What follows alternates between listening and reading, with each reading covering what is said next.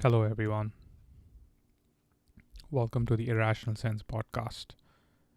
This is your host, Jude Charlton. It is a very personal episode for me.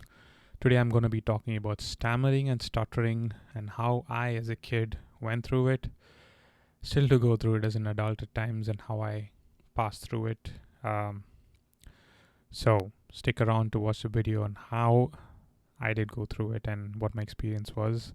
For all those who want a really quick tip about how you could improve and what are the 5 tips that helped me from stammering to every third word to having to talk to y'all, there's a really quick video in the show notes and in this video that you could click on that would lead you to the 5 tips and the 2 pillars that helped me from stammering. Quick video for you guys to take a look at. That would definitely help you all. Starting off with my experience and what I went through. Stammering always bothered me. When I was in school and as a kid, it was not easy. My experience with stammering goes way back when I was second grade rather. I do not know how I developed stammering. My family has told me that people in the family did stammer and that's where I must have got it from, but I don't know how I got it, but I did get it and it was not pleasant. One of the only good things about stammering which I found was 1% in the world population stammers. 1 in every 100 people you meet is either pass through stammering or they do stammer. And this gave me a sense of pride because I'm finally part of some 1%. That's one of the lighter notes of taking it, but for guys who are watching, I do know how serious this is and how it can impact your life. So going back to second grade and how I started stammering. So it did come to me and I didn't know how to go about it because I didn't have any relevance or reference. People around me, a lot of them didn't stammer except one of my second cousin who did. I didn't see him or her beat the stammering, so I didn't know how to pass through it. But I just didn't know that I was a stammering kid. I had quite a few insecurities. Stammering stopped me from saying what I want to say in class and in school and at home. At times I know things, at times I want to say things, I know it's right, but I just wouldn't stammer I just wouldn't say it because I know that there are some words in that sentence that I would stammer. Yeah, I would not say things because I would stammer. For me, the embarrassment of stammering was a lot more than just having to say what I want to say, even though it's right. And that was a huge mistake for me. I learnt it after a point in time that stammering is just an involuntary choice of sounds and words that you don't want, but it still comes through. And you just got to beat it. You just got to go through it. You just got to pass through it. So I was in a fix when I did get it. It was, at that point in time, it just looked like a big mountain to me. I didn't want to talk much, and I was known as a quiet kid as well. In general, I was a more calm, more relaxed kind of kid. I didn't want to speak as much, even though stammering bothered me. I rather had few words to talk, and that's pretty much it. I think I still am that. I'm not a very expressive person, but at times I do want to express, and I'll tell you guys on why I got there. So stammering is not something to do with your mental condition. It's a neurological condition. It's got nothing to do with how smart you are or how intelligent you are. It is not an ailment. It is just a speech impairment or a speech disorder which can be improved. For me, one of the mannerisms which I saw when I stammer was I look down, and I still do have a lot of ways on how I look down. So when I stammer, I would look down. I would stammer, like for example, if I say the word tower, I would look down. I would try to pass through it, muffle the words, and look back at the person again. And I lost the person because I lost eye contact. That was my method. My cousin, or the second cousin in the family, he or she had another method where they would kick their feet, they would stomp their feet, they would move their hand when they pass through that. So it is a mannerism that I did go through, and I'm sure people are watching this. You do have a mannerism that you go through because it's not voluntary, it's involuntary. You don't want it to, exists, so you do go through a mannerism. So for me, I went through a mannerism as well.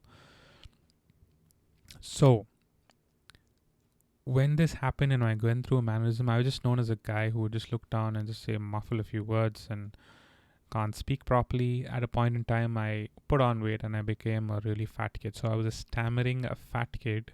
I did go through another accident as well where I broke my teeth and I still haven't fixed it. Probably in the next 30 years, maybe. I don't know. But yeah, so broken teeth, a fat kid, a broken teeth, fat stammering kid. I passed through that phase for a while. Luckily, this was in school, and my school was an all boys school, so it didn't really matter to me.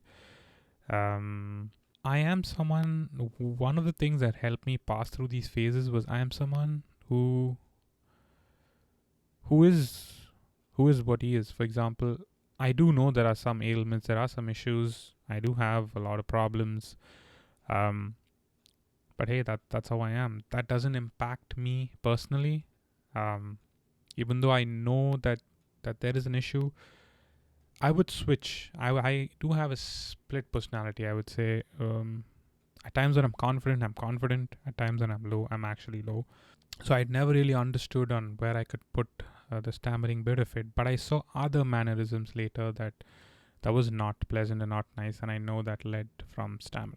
So this went on for a while. I'm still trying to figure out how, where, what, and why. A lot of people told me if you could put honey on your tongue, it thins your tongue. Because if you have thick tongue, you stammer, and if it thins your tongue, and then you become better. Didn't work.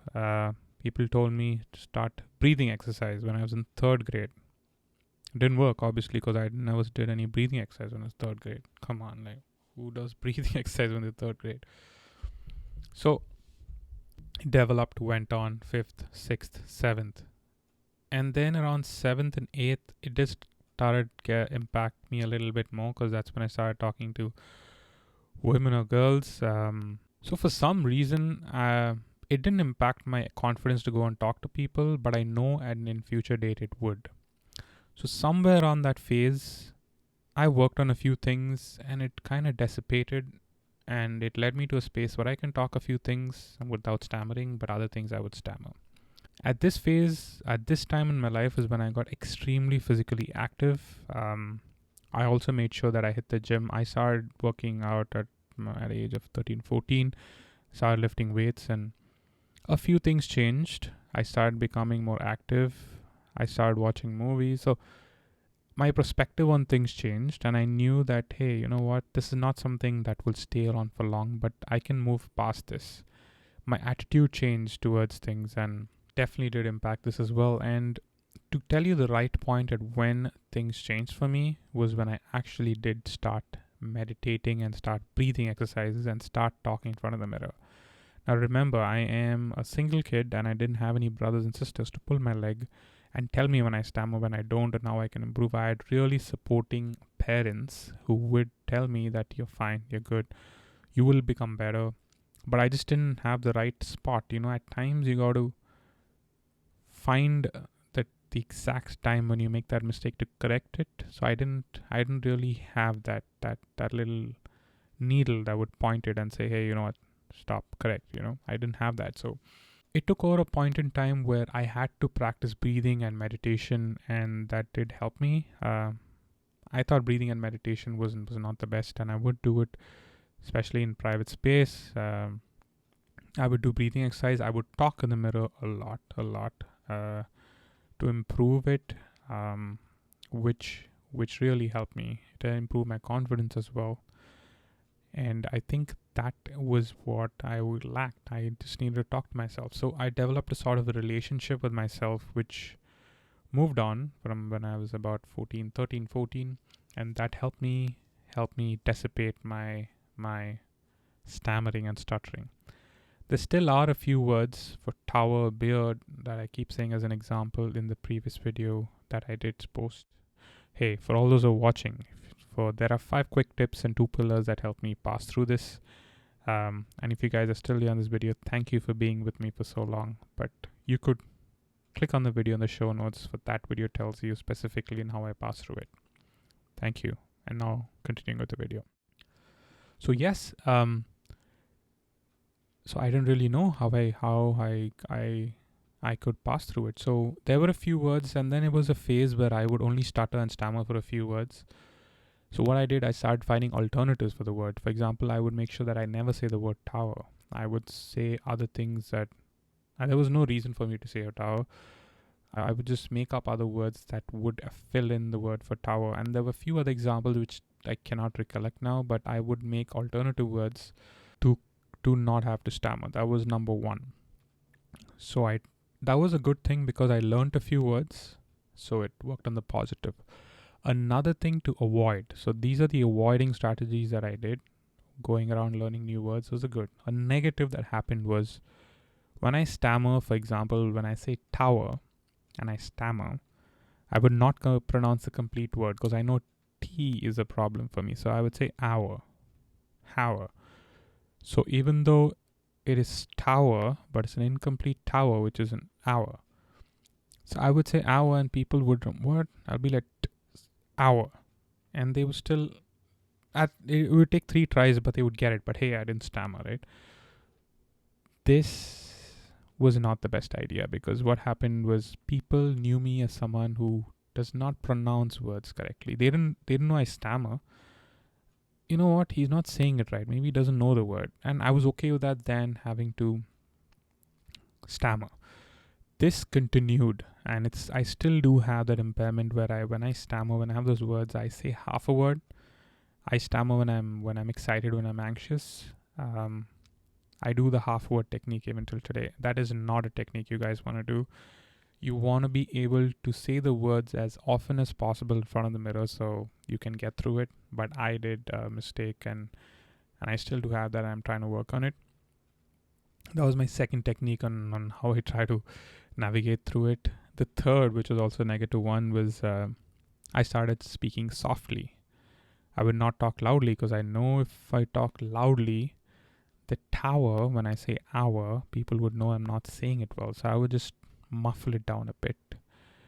And I would muffle it down a bit to such an extent where I didn't mind my point not being considered. For example, when I say something, I would just look here, there, left, everywhere, and just say something. People would not pay attention because you're not looking at their eye, you're not talking to them, and they were definitely not paying attention. I was okay with it as long as I don't stammer. That was not okay. So I started muffling down my voice, reducing the volume, and that led on even till today. There are times where I've noticed that my voice is low. When I go to the grocery store, when I want to ask things, when I go up to the cashier, when I go up to the sales rep, when I go up to the branch to do a deposit, for example.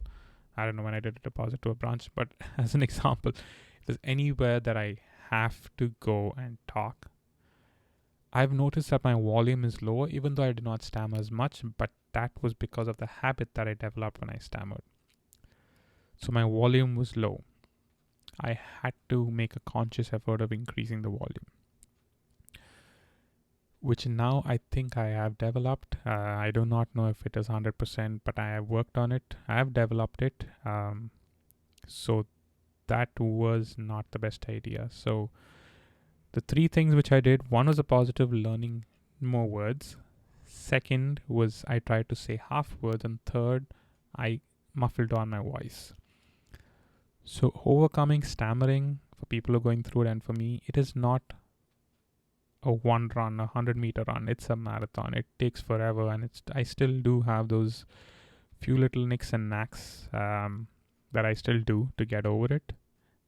For some of them watching this video, they'd be like, "You stammer? Are you sure? Are you just making this video to just talk about something?" That is a strength. It was these nicks and knacks that led people to think that I stammer, and at times I still do. I just found tricks and tips on how I could do it, but that is not optimal. That is not the way you want to do it. You want to be able to get over it because, as I told you, these tricks and these little tips and tricks which I did was not the best. It led into an habit, and I still have it after 10-15 years, is because of those little shortcuts I found. So shortcuts are not the best. You rather want to hire a speech coach. You want to do the best that you can to get over it, and you want to do it the right way. These are things that I would say not to do, because at the very beginning, okay, if you can sustain it for a year and two and then you can let go of it, please do it. But it is going to become a habit, like how it happened to me. That's not the best. So do it the right way. Do meditation and the few tips that I shared in the other video. And there are so many other videos and speech professionals who have so many things to say. So follow that. So that's how my journey became that's how my journey was when it came to stammering, and when I had to pass through it.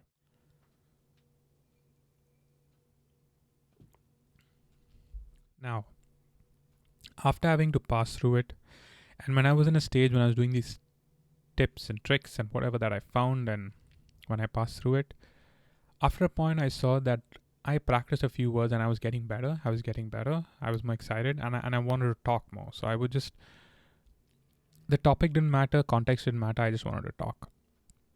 And it just went on and it went on and it went on, and I found ways on how I could talk. At times, this is something I would do in class in college. I was an extremely distracted kid, and it was hard for me to pay attention because some things were just not interesting. The only thing that would interest me was physics and science. Chemistry was boring for me. Biology to an extent, but not really. So there were things that were really interesting. Some things are not. So for example, there are some classes in school or in college where the lecturer would have to say something and they go on about a topic or subject, and you got to pay attention. Now, if they catch me talking, they're obviously going to send me out of class. So what I would do is I would put my hand up, ask a couple of stupid questions, have them talk about it at the very beginning of the class so I could talk the rest of the class. So this started becoming a habit, and I started doing it at most of the periods. And then I figured that, hey, if I can put my hand up and talk in front of 40, 50 people and ask a question, probably I can go in front and talk to them. And it was a very slow process. And then I started doing a little bit of stage talking. I could write down things and read. I wouldn't stammer. And then eventually and slowly, I started going to hosting these small little family events where I would sing a song. That's how it started. I would sing a song. I would perform as a kid, and after a point, it led on from there, cut to me hosting a wedding of one of my second cousin, and then I was just a call to host for free. And anytime they'll be like, even a day before, they'll be like, "Oh, you're hosting the wedding. Why can you do a speech, and can you do this?" Because it was a small wedding and it was a family thing, and they wanted someone to talk, and they would just reach out to me, and I would be more than happy to say yes, because I wanted to overcompensate for the days I could not talk and I would stammer. So I was a free-for-all host, and I would do all the family little get-togethers and functions, and that was exciting for me. So that was an overcompensation tactic that happened when I passed through it, which was a good thing. Second, I went into public speaking. I wanted to be able to talk, so anything that's got to do with the class presentation or presenting a topic, I'll be more than happy to present it.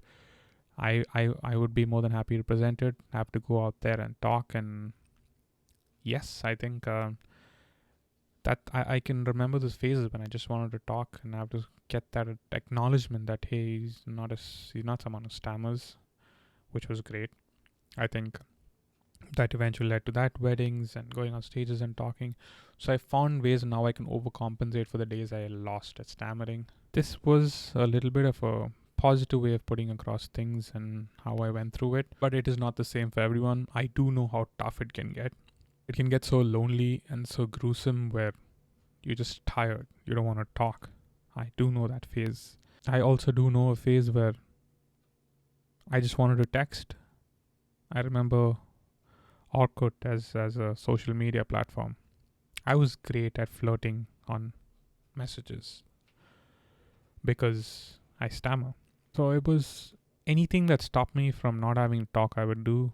The whole point of this video and me sharing this is you want to tackle stammering and stuttering the right way, so you don't develop these shortcuts that lead to other things, which then even till after 15-20 years like me, you still have these practices going on For example, one thing or two things that still happen to me is I do not complete a sentence. My last words always fall off, deflate. You may see that in my videos as well, and I hate it. Second, at times my volume is low. I muffle my voice, and that was an habit. It is these two things don't happen to me as lack of confidence, but it's because of an habit that happened through stammering. So you do not want to do that. You want to get things right way. So that's a little bit spiel about me and how I went through it. I would like to say stammering and stuttering are involuntary pauses. It is not an impairment. You can pass through it. Thank you for watching and take care.